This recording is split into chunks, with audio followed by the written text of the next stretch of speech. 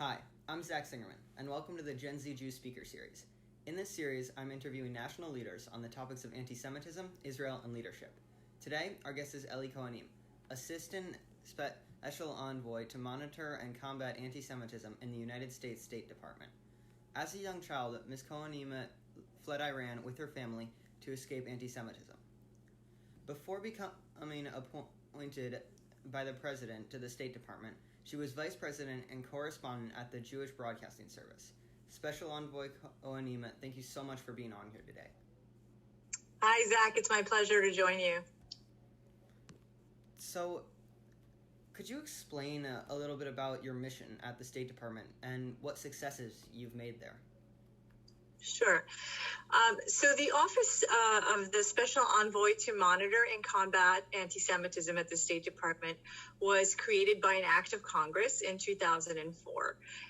What our President Trump and Secretary of State Pompeo have done, which no previous administration had done, was to give this office enough resources so that we now have incredible amounts of manpower, with myself hired as Assistant Special Envoy and two others we're all kind of like deputy level envoys. And so together, all of us under the leadership of Special Envoy Elon Carr have been able to get a very drilled down approach to combating anti-Semitism around the world.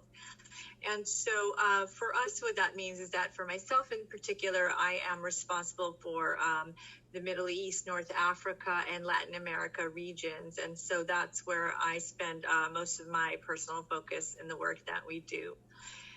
In terms of combating anti-Semitism and our mission set, we are the voice, the eyes and ears of the United States government on anti-Semitism globally. And unfortunately, Zach, what I would tell you is that we have seen a tremendous rise in anti-Semitism in every corner of the globe in recent years. And so just this last year, we saw a report out of the Cantor Center in Tel Aviv University, which if I remember the numbers correctly, it was something like an 18% increase in violent anti-Semitic attacks from the year before. So this was the most recent report. So we're talking about an increase, a tremendous increase from the year before. And so what that means is that Jewish communities all over the world are finding themselves the victims of attack. And so what we have found in our work is that there's three sources of anti-Semitic hatred emanating at the Jewish people everywhere. And those three sources are, it's coming from the radical far left, the radical far right, and from radical Islamists. And you'll find that really in almost every corner of the globe, it's the same trends. There's a rise in anti-Semitism. Jews are finding themselves the victims of attacks. And the source of hatred is all three of those sources.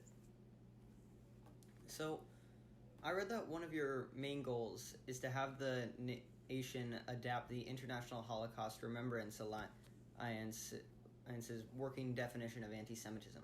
Can you explain what this definition is and why it's so important? Sure, and that's a great question. So it's the International Holocaust Remembrance Alliance working definition of anti-Semitism. And so we typically refer to it as the IRA definition. And the reason the IRA definition is so important is, first of all, look, in general, in order to know what you're fighting, you have to be able to name it, you have to be able to identify it, and you have to be able to define it. So the IRA definition has created a gold standard that nations, NGOs, and we hope one day universities in the West, all institutions can adopt the IRA definition of anti-Semitism. And part of what is so helpful about the IRA definition is that it has a definition on top, and then there's a list of examples underneath, which kind of help people flesh out when has speech or when has an action crossed the line from typical speech into anti-Semitic speech. And so the IHRA definition is particularly helpful also in defining anti-Zionism as anti-Semitism. There are very good examples in the IHRA definition which explain rather clearly to people. One example I remember off the top of my head is comparing Israeli policy to Nazis, right? Singling out the Jewish state of Israel in a way that no other democracy or government or country is singled out. Those are some of the examples under the definition. And so it really helps people understand when they've crossed that red line. So that if you are a member of a government or you are a member of law enforcement and you're trying to figure out, is this person just sharing valid, legitimate criticism of the state of Israel, which I think all of us do, and certainly Israelis do a healthy dose of that, or has, again, a speech, a social media post, or an action crossed the line into actual anti-Semitism, the IHRA definition is an invaluable tool for that. And finally, on that note, just so you know, the U.S. State Department adopted the IHRA definition back in 2010.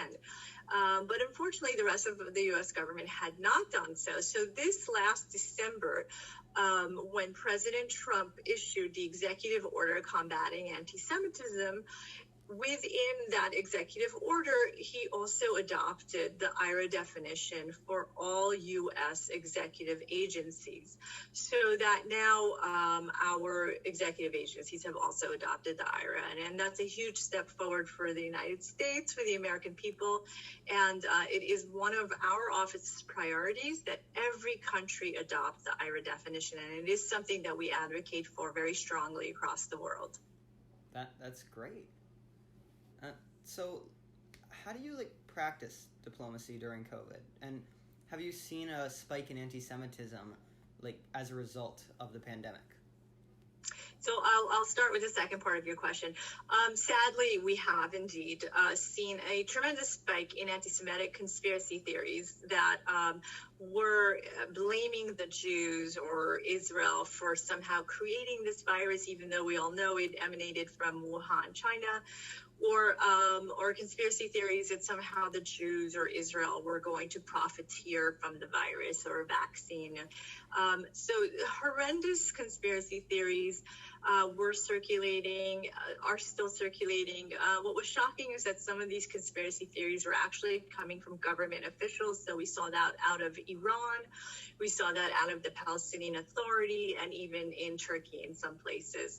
So there has been an uptick of anti-Semitism during COVID, and especially on social media, with people kind of being locked down and stuck indoors, it's kind of provided this very fertile ground for that. And so we have had, a tremendous amount of work to do, even more than before.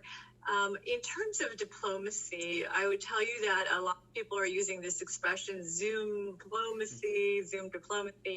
And, I think that when COVID first struck in March, it was a shock to all of us. And I think everyone in different work environments were trying to figure out, what the new normal is and how do you conduct work in this environment. And, I think at this point, we have all adjusted and we understand that the current new normal is indeed a lot of Zoom diplomacy. It's definitely a different animal, not being able to travel as we used to and not being able to have face-to-face meetings. But, again, we are doing everything that we can given all these circumstances. And we very much look forward to the day when we will be able to meet with our counterparts again face-to-face and have those kinds of conversations that lend themselves to being in person together again in person. And so I read a quote of yours that I thought was really profound.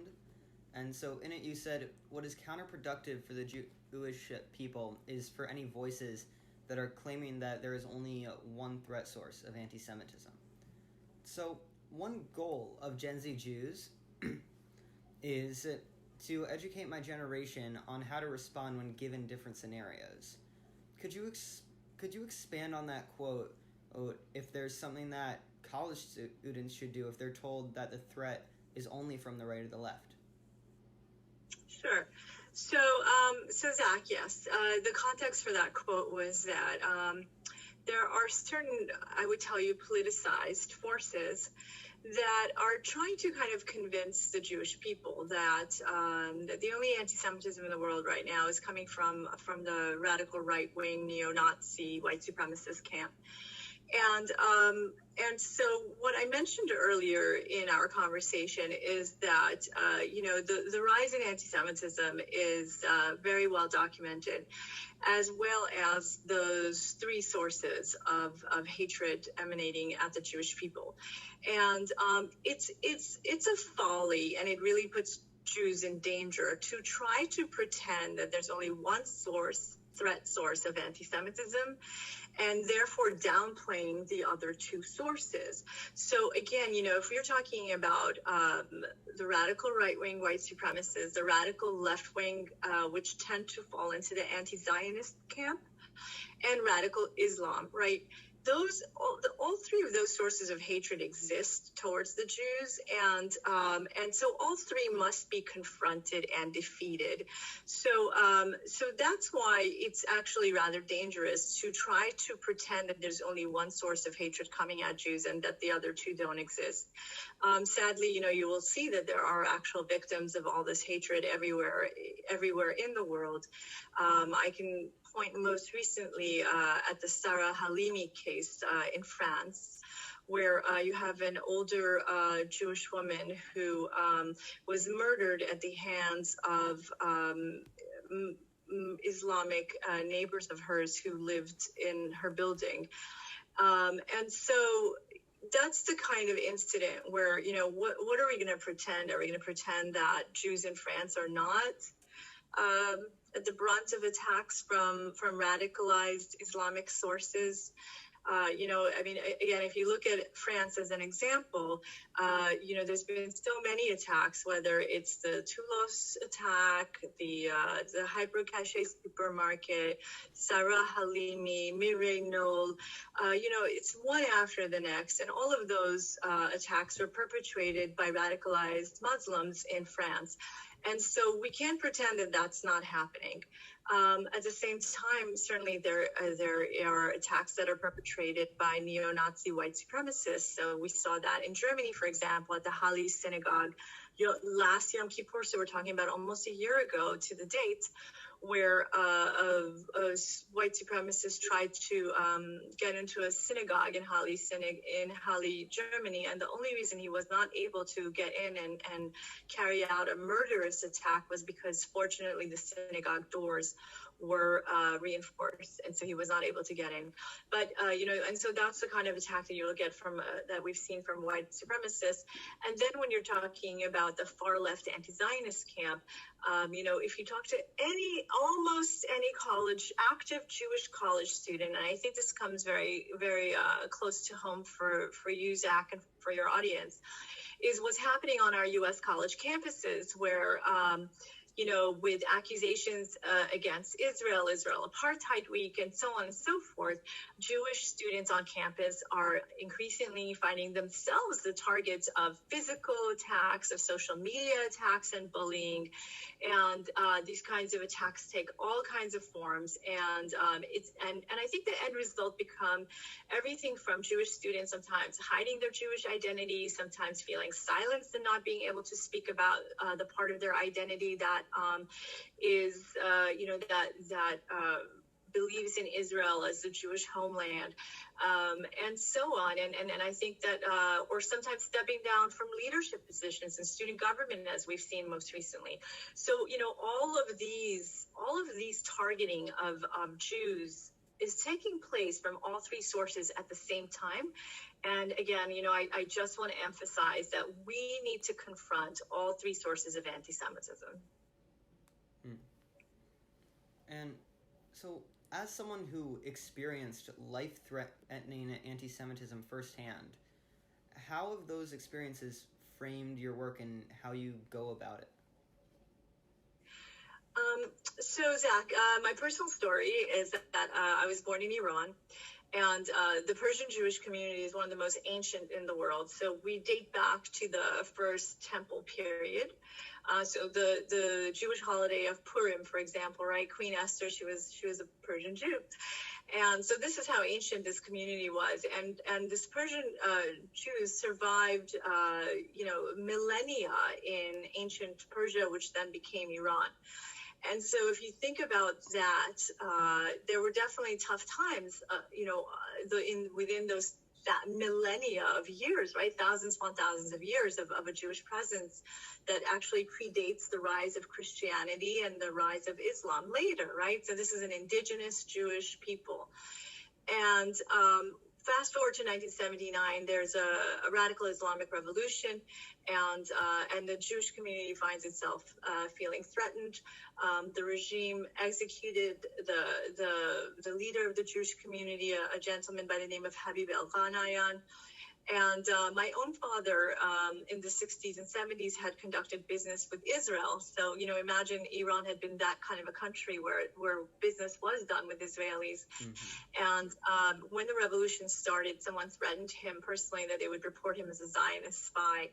And so at that point, my father understood this to be a credible threat against him. And so we kind of got up one day and left. And we're so blessed, so fortunate and privileged to have come to the United States and found refuge here. Mm-hmm. And the fact that I am in a position right now to be able to give back to this great country and in this administration, it's truly a blessing and a privilege. And I really always tell everyone who... certainly America may not be perfect, but we are the greatest country, and the freedom that we have should be really deeply appreciated by all of us. That's like an incredible story. And so just as my last question, so one of my goals for Gen Z Jews is to be leaders in the fight against anti-Semitism. So as a Jewish woman, what advice do you have for Gen Z to lead on this issue? I have to tell you, Zach, so as a young woman, I somehow wound up participating in a lot of leadership training programs. And so I'm a big believer. And I think that, anytime that young people are offered any kind of leadership training programs, jump on it, take it. Also, I would tell you a transformative experience for me personally was visiting Israel when I was 15. I went on a teen tour. This is predating Birthright. And it was a very transformative experience for me in terms of understanding my place in the world as a Jew. And I think that is something that a lot of young Jewish people experience, again, with Birthright and other opportunities like that. And so when I came back from Israel to the United States, again, I did some leadership training programs, and I really understood that each one of us we have the ability to change the world, and each one of us has a power within us. And it's so important to tap into that. I think that it's just kind of incumbent upon each one of us to really try to use all the talents that we have to make this world truly a better place than it is.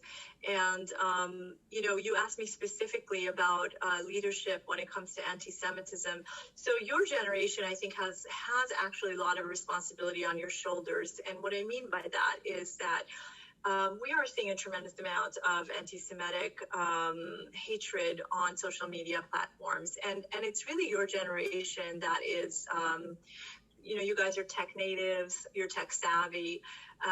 For us, everyone who's older than you, technology is something that we need to learn and that we need to master, but also that we don't necessarily use in the same way that you guys do. And so it's really, really incumbent on everyone in your generation to be monitoring what's happening on social media, to report when you see anti-Semitic content. Specifically, I hear a lot about TikTok. And look, our administration is working hard on the broader issues of TikTok and Chinese ownership and the potential compromise of U.S. citizens' information by the CCP.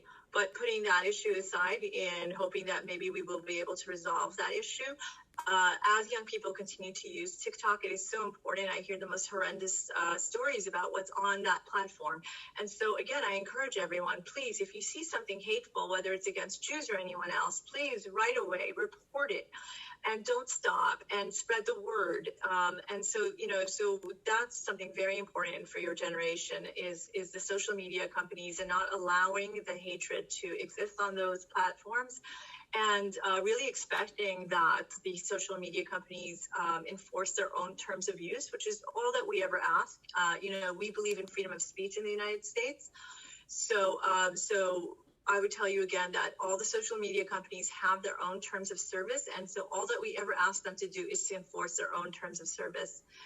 And then in terms of leadership,